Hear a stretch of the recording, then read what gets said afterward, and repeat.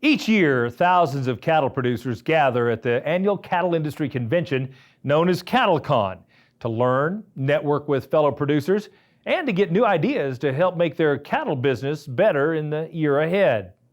Did you know the same kind of meeting takes place in the meat science world? Russell Nemitz reports on the largest gathering of meat scientists that took place in Minnesota this past summer. The hallways were packed in St. Paul, Minnesota, as the American Meat Science Association hosted a crowd of more than 970 at the 76th annual Reciprocal Meat Conference. So the Reciprocal Meat Conference evolved from really a group of 12 scientists that were animal scientists in the days before there was such a thing as meat science.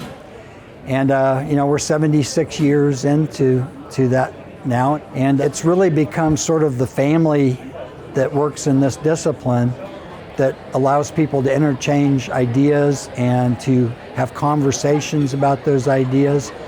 And it's really a family of people that have like-minded scientific goals for the meat industry. The Reciprocal Meat Conference is really the gathering of the leaders in meat science. It's scientists, it's industry, academics and scientists, anyone that is really involved in improving the meat industry across all species. But it also is an opportunity to engage with the brightest minds in meat science to really help hone the expertise, engage with students who are going to be the future leaders of this industry, and really foster that intellectual engagement to continue that knowledge as we go into the future. Each summer, the Reciprocal Meat Conference, or RMC, is the place where meat scientists and students gather to present research results, identify challenges, and share ideas. The Reciprocal Meat Conference is important to the beef industry because this is our once-a-year gathering of meat scientists, not just nationally, but also internationally. It's an opportunity to share in a formal setting when we share research findings in our concurrent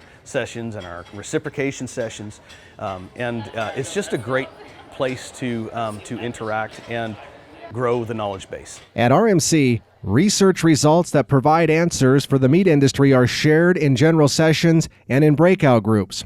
And poster presentations detail findings that can impact every point in the production chain from the farmer ranch to the consumer. So one of the great opportunities about attending the Reciprocal Meat Conference is you hear topics that maybe for the first time, or you hear advancements in topics. So it may not be work that the checkoff is funded, but it helps identify what are those knowledge gaps that the industry has and where can the checkoff play a role. Hearing research at conferences is amazing. I think it's kind of where at least I gather all my information, or a lot of my information, and then what I like to do is kind of package up the parts that I hear to deliver it to producers or other groups that I work with, because I think not everyone can come to the conference, but I think really finding those nuggets of information that can be practically applied on the ground is important. So whether it's a big session where you have 100 people sitting in it, or whether it's in front of a poster board, sharing the results of that checkoff related research, not only with other students to get them thinking about potential new projects, or with industry and other professionals, getting that research result out to the next generation of scientists. Providing opportunities and helping to develop the next generation of meat scientists is, in fact, another very important benefit of the annual RMC gathering. One of the great things we've been able to do in programs such as the Reciprocal Meat Conference is have an opportunity for graduate students to come here, not only to learn, but also to present findings of their research. Much of it has been through the Beef Checkoff program.